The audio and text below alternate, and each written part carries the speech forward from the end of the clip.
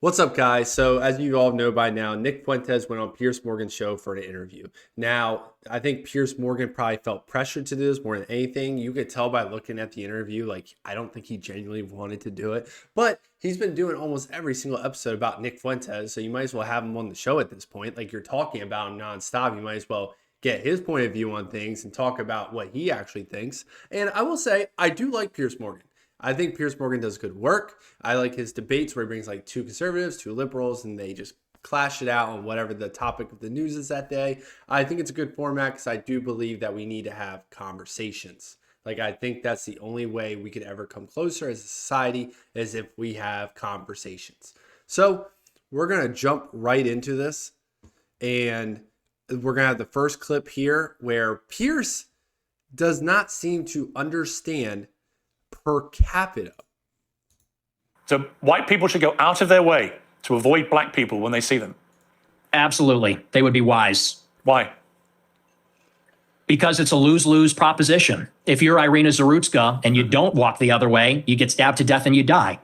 If you're somebody else and you walk on the subway and you stand near a black person or something, maybe it's fine. It's a lose-lose proposition.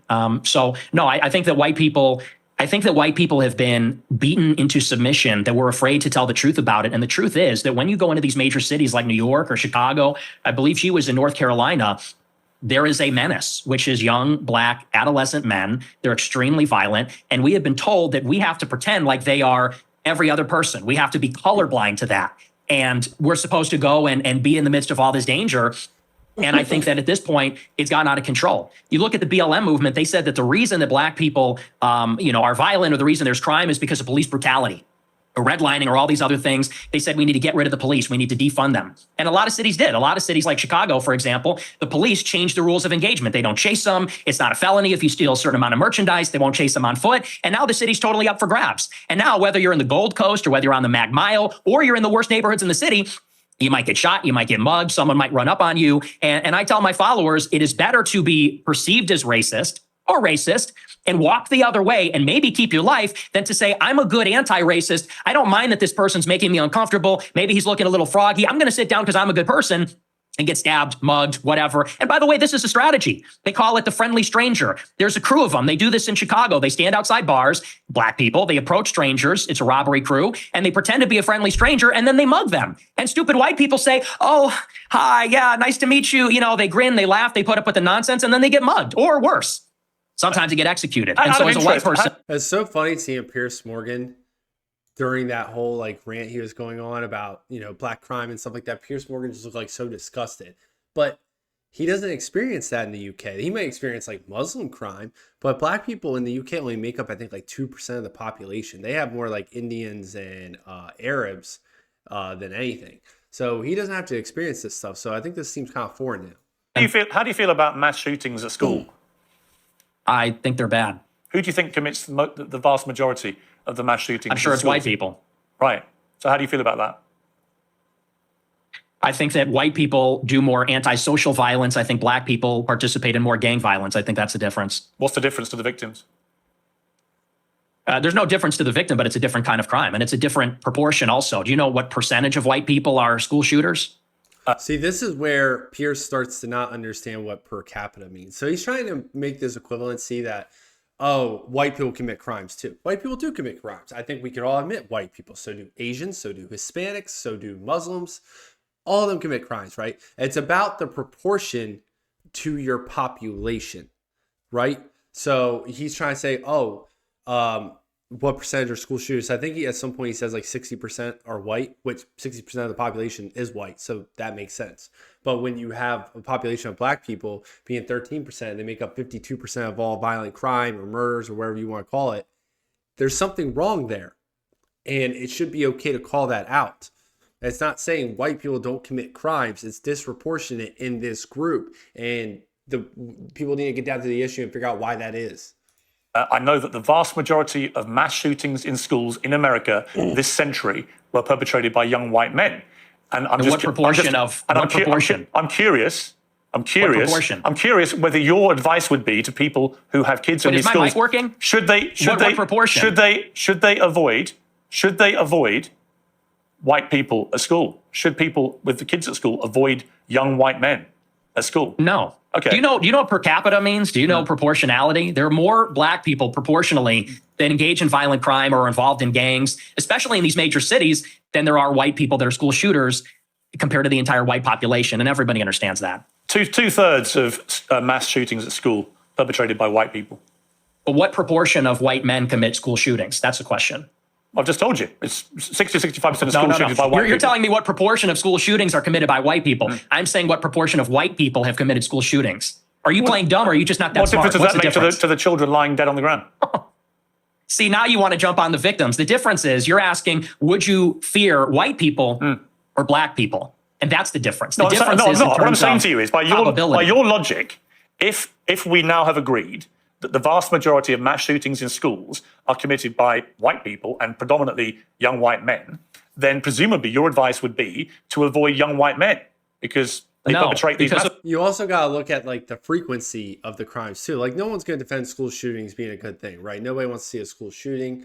And I feel like a lot of times with school shootings, it's like some kind of troubled kid. They were bullied. They had a horrible home life. There was like a million signs leading up to it that everyone ignored. Right. And it's like you look back when after it happens, like, oh, this person was on SSRIs. This person was in therapy and it wasn't working. There's all these things that people just ignored. A lot of times with black crime, it's like gang violence. It's like someone's robbing someone in the middle of the night.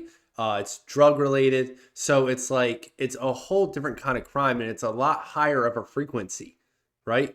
So like you could take just crime in Chicago. There's more violent crime from black men in Chicago than there is school shootings throughout the whole country, throughout the whole year. So it's not the same proportion. But it won't be because they're white, right? So are you playing dumb or are you actually dumb? Maybe it's I'm about dumb. proportionality. Maybe I'm dumb. You are because well, I don't think you are dumb. I think you're smart actually, but you're deliberately avoiding per capita. And everybody knows that's the difference. What proportion of white men are school shooters? It's probably 0.00001%. What proportion of black men have committed violent crimes?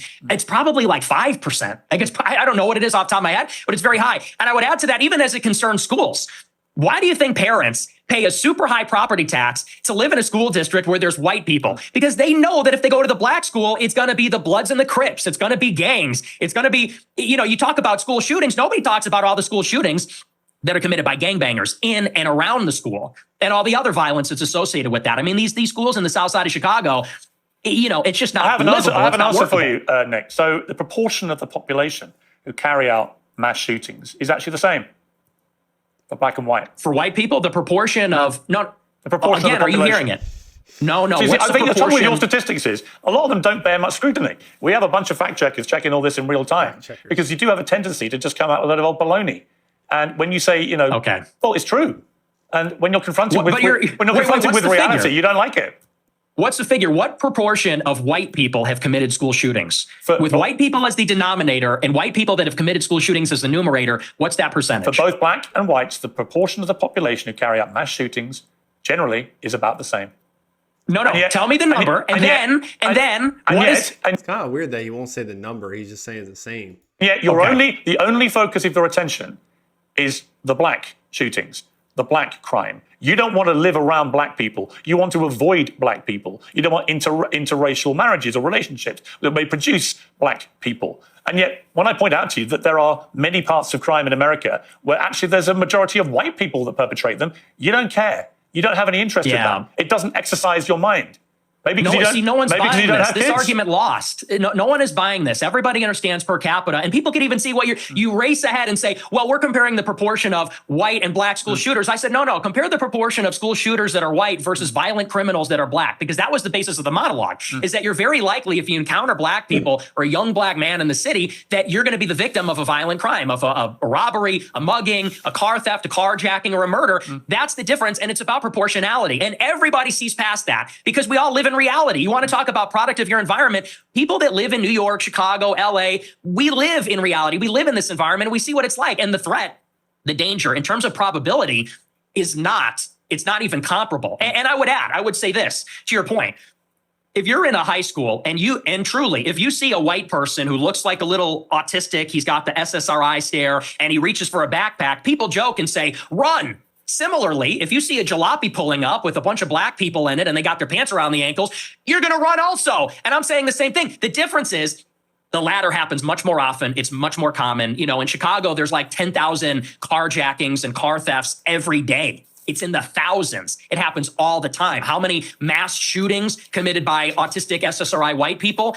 I don't even know. I mean, it's probably in the single digits in the last decade in the city. That's the difference, and everybody knows that. But you're really just trying to carry water for liberal ideology. It's an ideological position. I'm really not. I can absolutely say, yes, there is way too much black. See, the thing is with all this, right, is you can see it in crime statistics. So if you look at like all the major cities that have the worst crime, so you're talking about like St. Louis, Memphis, Baltimore, Detroit, they all have, like New Orleans, they all have really high black populations, right? So the crime is there in the most dense populations that are mostly black. Are you going to say that's just a coincidence? Like there's something there. And the thing is, the issue never gets solved because we as a society, people like Piers Morgan, are too afraid to bring it up because they don't want to come off as racist. But the thing is, in these cities, black men are dying. Black men are committing the crimes, but then black men are dying. So if you care so much about black people and you want to save black lives, you need to have these conversations. You need to talk about how many murders, like Chicago has been the murder capital for what, 12 years straight, had what, 500 some murders last year? Most of those murderers are black. Most of the victims were black because it's mostly gang violence. It's stuff, if you actually put people in jail, if you actually kept them in jail longer than just an overnight stay, like you could prevent this stuff from happening. There's been so many news stories lately about someone, arrested 72 times, arrested 105 times, arrested 50 times previously, committing crimes. Why are those people out on the streets?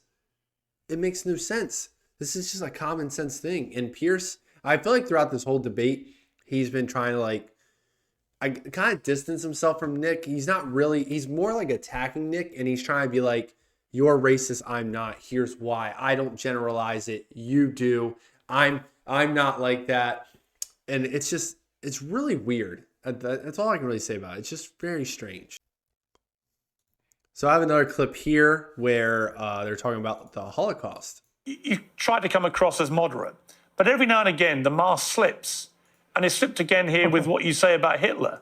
There's nothing very fucking. We know that from history now. We know what he did. You've already conceded that he murdered at least 6 million Jews. So when you say he's very fucking cool, Jewish people watch this and go, "This guy's disgusting. Why would he say this about someone who perpetrated such an evil?" And what's the real answer? Why do you? Is it just for clicks? Is it for money? Is it just for fun? For shits and giggles? What is it? What motivates you to say something like Hitler was very fucking cool?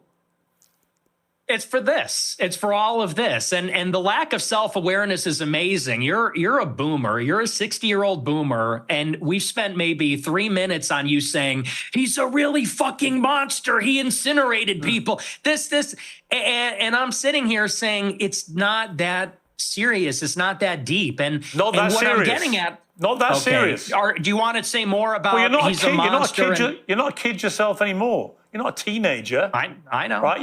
You're nearly 30, to be clear. Yeah, okay? You're a fully formed adult who has a brain, right? And at some stage, that brain is taking you off these rabbit warrens. Is this an interview or is this a lecture? Can I respond to what you're saying? I want you to explain why you think it's fine to say how fucking cool Hitler is and to dismiss the very powerful 90 seconds from a British journalist who lost a lot of family members to the Nazis in such a callous, dismissive manner. I don't think it's powerful. I think we've been hearing that our entire lives, okay? The Schindler's List. Let's just be honest. The propaganda is over the top. We have been in America. What about the Schindler's List? Tell me about the Schindler's List. Well, tell me about the Schindler's List. I'll tell you about it. We have been browbeaten as a people, as Americans, as Westerners, for our entire lives.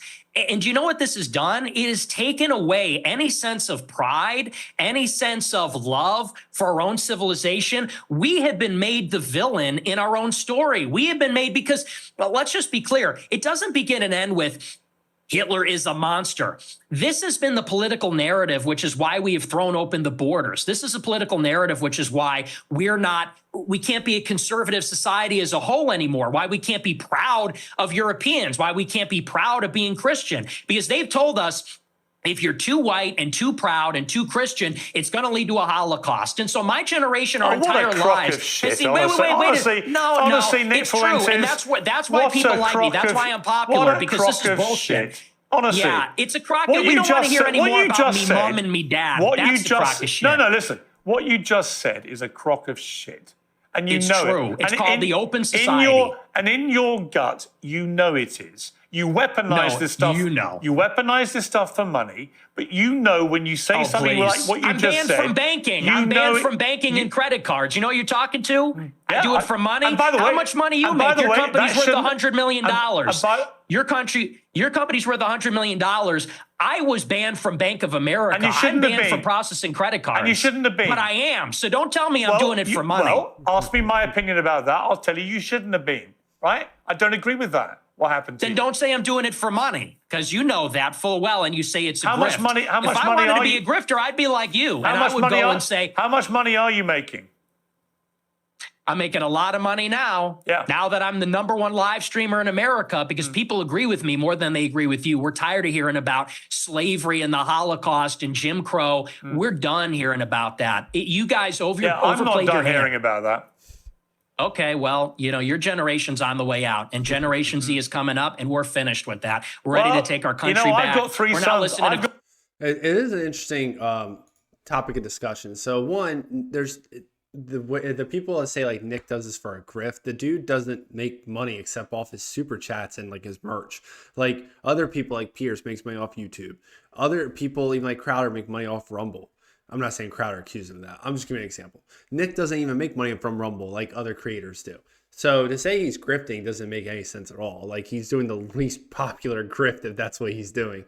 More on the topic of like the Holocaust and stuff. Like I think Nick makes a good point. Like it has been talked about nonstop, right? And nobody's gonna say like it was a good thing it happened. Like we all agreed it's a horrible thing, right? It was a horrible thing it happened. It should have never happened. But the thing is, like, it's talked about more than like the Civil War, which happened in our country. It's talked about more than slavery, which happened in our country. It's talked about more than how we put Japanese people in internment camps during that same time period. It's an event that happened on the other side of the world. It's talked about a lot, right? And we're just sick of like hearing about it. And like you don't hear about like the Revolutionary War like this. You don't even hear about the way Europeans came over to slaughter the Native Americans. You don't hear about anything else besides this. And like Netanyahu now is literally using this to like justify destroying Gaza. He's like, oh, we're trying to prevent another Holocaust by killing 70,000 innocent people. It makes no sense at all. And that's how they guilt trip people. So, and like clearly, I think it's a just generational thing too, because like anybody that's like, early 30s and under, like we've all been in like a Call of Duty lobby. There's so many worse things said in those lobbies than what Nick has said. I think it's just a different generation. Like it's farther out. We didn't grow up so close to it. So it's like, it's more, you can make jokes about it. You can say the jokes are messed up. It is dark humor, right? But you can joke about it. People make jokes about 9/11. People make jokes about George Floyd. People make jokes about everything. That's how the world is. And it's weird how some people get like held up on this one, but then other things are like perfectly fine with. It's so like, it's almost fake. And then here's Nick at the end of on his own chat, his own show that night, talking about basically how he feels like he won and how Piers is lost. Actually, I don't know. It's funny because during the interview and afterward, he seemed like he thought it went his way. But then I think he saw the comments on YouTube and on X, and then he started freaking out on Twitter and replying to everybody. And I don't think it got the reaction that he thought it would. And that's very telling. It ain't 2015 anymore, buddy. Different generation, and it's a different era. It's a new time. This is the year of the Groiper, year of the frog, pal. That's the thing. A lot of these boomers, not only is there a generational divide in how we speak to each other and how we talk about these issues, but it's a different world. It's a different conversation. And the old playbook where they call you racist, they call you a misogynist, they call you an anti-Semite, and they expect that everybody is going to fall in line. It doesn't work like that anymore. It's 2025. This is a new chapter. And I'll talk about what I mean by that and why I think that is. But suffice to say, he came out of it feeling very confident. And then I think he was very surprised by some of the feedback. Well, yeah, I think Piers, like I saw Piers probably tweet more on X after that debate more than I have ever seen him be on X like in my life. He was responding to like every single comment like over and over again. Like I think he genuinely thought like he did good, which I mean you could argue he pushed back on Nick probably more than anyone has so far. If you're talking about like PBD, Tucker, Steven Crowder, like he's probably pushed back on him more. But like I think he expected like people to come on his side and be like, yeah, Nick sucks, but it didn't work out that way. I think the whole thing Pierce did, the whole debate, like you could tell by his demeanor, like he didn't look like he wanted to do this. He felt like he had to do it. Like it looked like he felt like someone was making him do it. Like he looked miserable there, like miserable talking to him. And then the whole thing was just going through clips, out of context clips, and saying like, do you agree with this? And then he's like, oh, you shouldn't have this view. You shouldn't have this view. Like, why don't you pick a topic and just have a discussion about it? Like, even like I feel like it would have been more productive if you talk about something going on today. Like they talked a little bit about Trump towards the end, grazed over Gaza, but like if you talk about something going on today in the world, that would have been more productive instead of holding on to things that it was said 5, 7, 8 years ago, right? Pierce didn't want to do that, and you could tell the way he attacked him for racism, anti-Semitism. He did misogyny a little bit in this debate. I did only a couple videos. It's just like basically what he was trying to do is be like, this dude's bad. I'm pushing back. I don't know if that's for his investors or who, you know, for his fans, whatever it was. But I don't think it was as genuine as it could have been. Like I said, I like Pierce. I like his debates. I like how he brings on people from both sides, his discussions. He seems pretty center in the middle when it comes to a lot of views of his. But yeah, I don't think he expected this to go the way it did. And I just don't think he can handle Nick. Like Nick's a lot different than other people. If you talk to like a politician, right, and you're saying like, oh, do you still feel this way? And it's something controversial or deemed controversial, they're going to either dance around it or they're going to apologize. Nick will just straight up go heads on and say yes, and then he'll stick by his word. And I don't think Pierce knew how to handle that, you know. But tell me what you guys thought about this whole interview. Like I said, I couldn't cover, it's 2 hours long. I couldn't cover everything. I think this is the biggest part where Pierce doesn't understand per capita. And then obviously dark jokes that Pierce isn't a fan of, but like I think it's a generational thing. The younger generation has no problem making jokes like that because at the end of the day, they're jokes. As comedians or even like stand-up comedians and stuff, they make jokes about everything, you know?